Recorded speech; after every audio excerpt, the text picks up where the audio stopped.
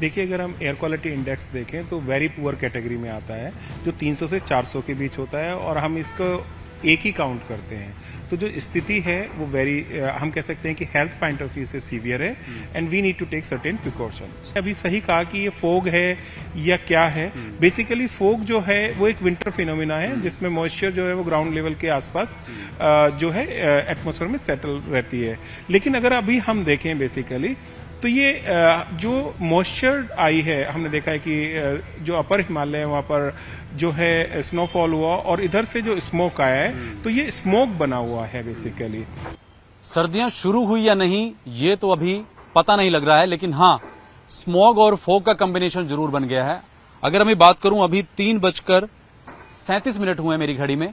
जो माहौल है वो अजीब सा है। पहले मैं आपको एक चीज दिखाता हूं। मेरे पीछे आप तस्वीर देखिए।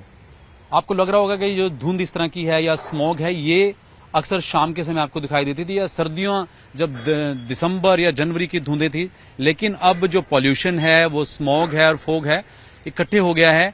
हम इस समय पीजीआई में मौजूद हैं, और ये जो आपको तस्वीरें दिखा रहे हैं, एक खुले एरिया है पीजीआई के पीछे ही, और आपको दिख रहा होगा कितना धुंधला है। विजिबिलिटी का भी इशू है। हमारे साथ डॉक्टर रविंदर खईवाल हैं, प्रोफेसर हैं पीजीआई के एनवायरमेंट डिपार्टमेंट के, और अक्सर बहुत रिसर्च वर्क स्मोक को लेके, पॉल्यूशन को लेके, तमाम इनके जो बचाव के तरीके हैं वो भी काफी माने जाते हैं। डॉक्टर साहब, मैंने कहा कि सर्दी अभी शुरू हुई नहीं हुई, ये तो एक अलग विषय हो गया, लेकिन अभी स्मोक और फोग का कॉम्बिनेशन बहुत है, और एयर क्वालिटी इंडेक्स अभी जब मैंने कहा 40 हो गए हैं, 340। चंडीगढ़ का कितना है? देखिए, अगर हम एयर क्वालिटी इंडेक्स देखें तो वेरी पुअर कैटेगरी में आता है, जो 300 से 400 के बीच होता है, और हम इसको एक ही काउंट करते हैं। तो जो स्थिति है वो हम कह सकते हैं कि हेल्थ पॉइंट ऑफ व्यू से सीवियर है, and we need to take certain precautions. हाँ, ये जरूर है कि हमारे मुकाबले अगर हम देखें तो आज जो स्थिति है वो दिल्ली से बेहतर है, लेकिन ये बेहतर कहना ठीक नहीं होगा, क्योंकि अभी हम जो मॉडरेट की तरफ जाना चाहिए थे, हम वहां तक नहीं पहुंचे। दिल्ली की 406 के करीब है एयर क्वालिटी इंडेक्स। बिल्कुल, अगर हम देखें तो हम तो 400 क्रॉस होते ही उसे सीवियर में डालते हैं। तो ये तो हो गया कि अब पहले भी आपसे जब बात हुई थी, आपने कहा कि ये जो ओजोन है या कण धीमे रह जाते हैं। सवाल आता है कि हेल्थ के लिए बहुत ही खतरनाक संकेत हैं। चंडीगढ़ जैसे शहर में या आसपास ट्राई सिटी में सुबह शाम सैर का कंसेप्ट है। आप भी कहते हैं कि सैर कीजिए, पर सैर करे कहाँ, अंदर क्या जा रहा है सैर करते समय?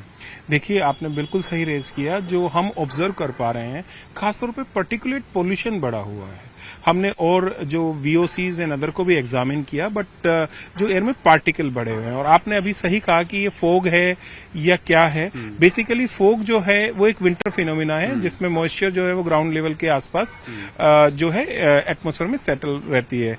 लेकिन अगर अभी हम देखें बेसिकली तो ये जो मॉइस्चर आई है, हमने देखा है कि जो अपर हिमालय है वहाँ पर जो है स्नोफॉल हुआ, और इधर से जो स्मोक आया है तो ये स्मोक बना हुआ है बेसिकली।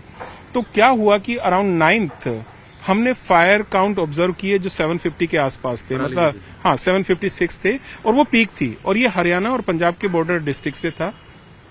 तो जो इस रीजन में अपना जो पोल्यूशन था उसने उस पर एड ऑन किया, और फिर in the last few days you have seen that कि कैसे टेम्परेचर जो है वो gradually up to 5 degree decrease हुआ है। तो और एयर मूवमेंट जो आज हम थोड़ी देख पा रहे हैं, but otherwise it was trapped, and जो पोल्यूटेंट थे फिर वो ग्राउंड लेवल पे ट्रैप हुए।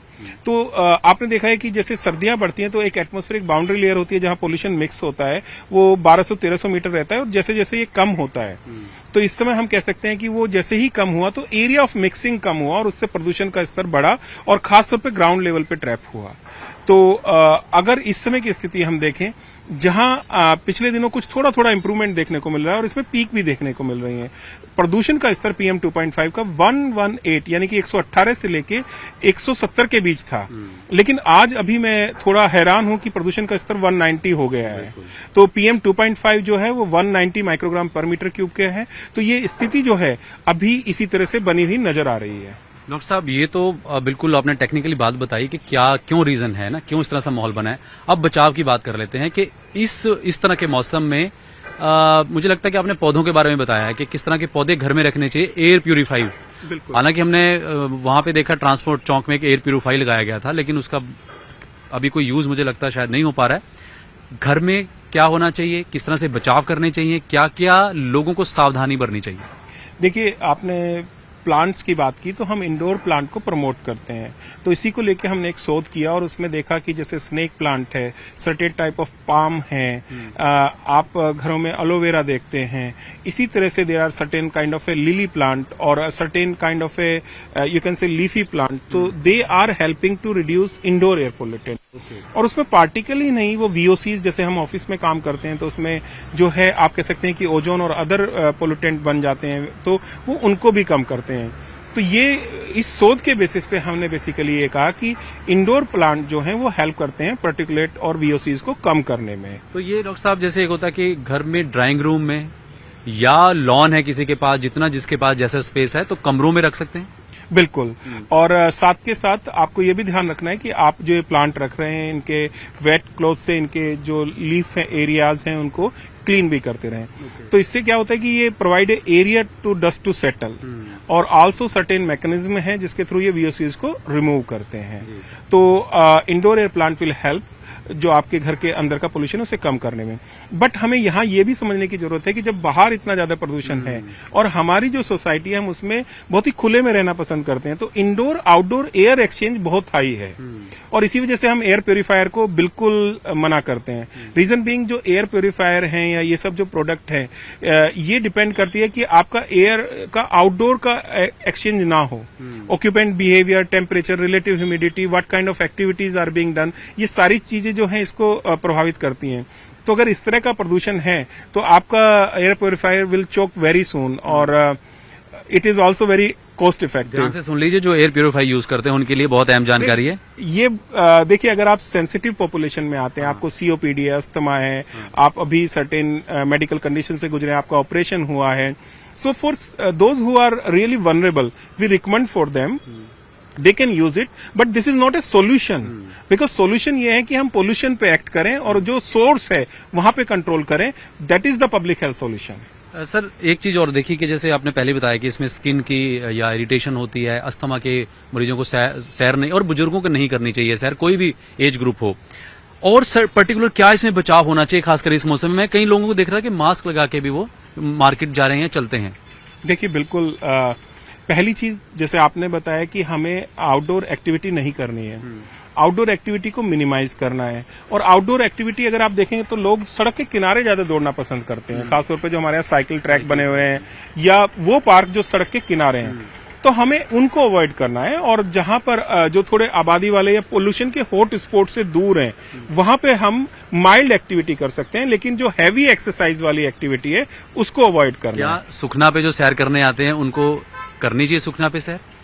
मेरा मानना यह है कि सुखना पे सैर कर सकते हैं आप, लेकिन आप हैवी एक्सरसाइज ना करें। तो ये क्योंकि वहां पे भी ट्रैफिक पास से गुजरता है और खासतौर पे इवनिंग टाइम में वहां पे ट्रैफिक का इश्यू रहता है, तो इसलिए जरूरी है कि, लेकिन सुबह के टाइम मुझे लगता है कि स्थिति बेहतर होगी। तो आप थोड़ा दूर जाकर, जहां से मतलब वेहिकुलर जो मूवमेंट है जो सड़क से, आप वहां पे वॉक करिए, there is no issue with the walk, but at the same time आप मास्क लगा के भी वॉक मत करिए, because it may also create certain issues. तो ध्यान रखिए कि जब आप बाहर जा रहे हैं तो खास तौर पे बस ट्रैफिक वाली साइड पे ना जाएं या जो पोल्यूशन वाली जगह है वहां पे दौड़े ना, और अपने जो बच्चे हैं उनको बाहर ना भेजें और पॉसिबली हो तो इंडोर खेलने के लिए उन्हें प्रोत्साहित करें। जब तक कि ये सिचुएशन ऐसी रहती है ये प्रिकॉशंस लेने पड़ेंगे। एक और आपसे सवाल है कि आपने सभी हालांकि पहलुओं पे बात कर ली, और आप इस मौसम में क्या आपकी कोई ऐसी शोध या आप कोई ऐसी खास सलाह देना चाहेंगे जो अब तक सामने ना आई हो? देखिए, सबसे पहली चीज तो ये कि Chandigarh is known for institutional you can से हब, यहाँ पे एजुकेशनल हब हैं, तो हम जो नॉन एसेंशियल एक्टिविटी हैं उनको रेस्ट्रिक्ट कर सकते हैं। जो क्लासेस हम ऑनलाइन ले सकते हैं उसके बारे में सोच सकते हैं, या हम अपने स्टाफ और फैकल्टी को मोटिवेट कर सकते हैं कि वो कारपूल करें। Eight the same time Chandigarh administration has taken very good initiative, यहाँ पे ई बसेज हैं, तो हम उनकी सपोर्ट मैकेनिज्म इस तरह से एस्टेब्लिश करें कि लोग जो हैं ऑफिस जो हैं वो बसेस से आ जा सकें।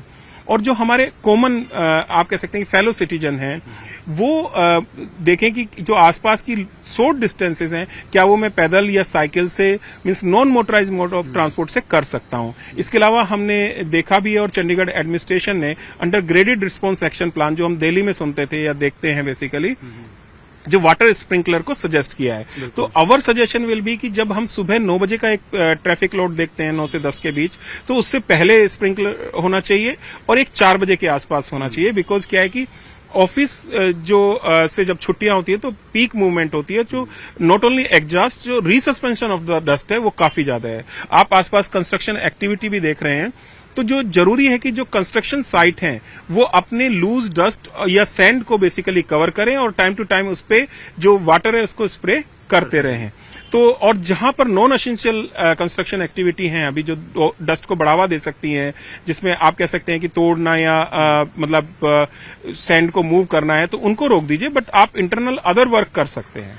डॉक्टर साहब, ये पहाड़ियां भी गायब नजर आ रही हैं। कोरोना में एक समय था कि यहाँ से हम शिवालिक की पहाड़ियां देख सकते थे। मैं कहूंगा वीडियो जर्नलिस्ट से कि बिल्कुल जो पहाड़ियां ढकी हुई नजर आ रही हैं, जो कभी साफ दिखती थी, और ये कोरोना में तो हमने बिल्कुल नीले पहाड़ देखे डॉक्टर साहब। बिल्कुल। अगर हम देखें तो यहाँ से सामान्य मौसम में और खासतौर पे बारिश के बाद हमें दूर दूर तक जो है वो पहाड़ी एरिया दिखाई देता है, बट बिकॉज जो पोल्यूशन जब बढ़ता है तो उसका इफेक्ट हम कहते हैं कि एक विजिबिलिटी पे पड़ता है, तो ये एक विजिबिलिटी पे इम्पैक्ट हमें देखने को मिल रहा है। दूसरा, हमारे जो कल्चरल मोन्यूमेंट होते हैं, बेसिकली जो बिल्डिंग इंफ्रास्ट्रक्चर है, खासतौर पे जिसमें हम कह सकते हैं कि हम जो स्टोन टाइप यूज करते हैं, तो उस पे भी इसका इम्पैक्ट पड़ता है। और हेल्थ पे तो है ही है जो हमने डिस्कस किया, और इसके अलावा इसका क्लाइमेट चेंज पे भी इम्पैक्ट रहता है। बहुत बहुत शुक्रिया डॉक्टर साहब। और जो आपके हिदायतें हैं आम दर्शकों के लिए हैं, जरूर आप अपनाइए, पोल्यूशन कम में योगदान दीजिए।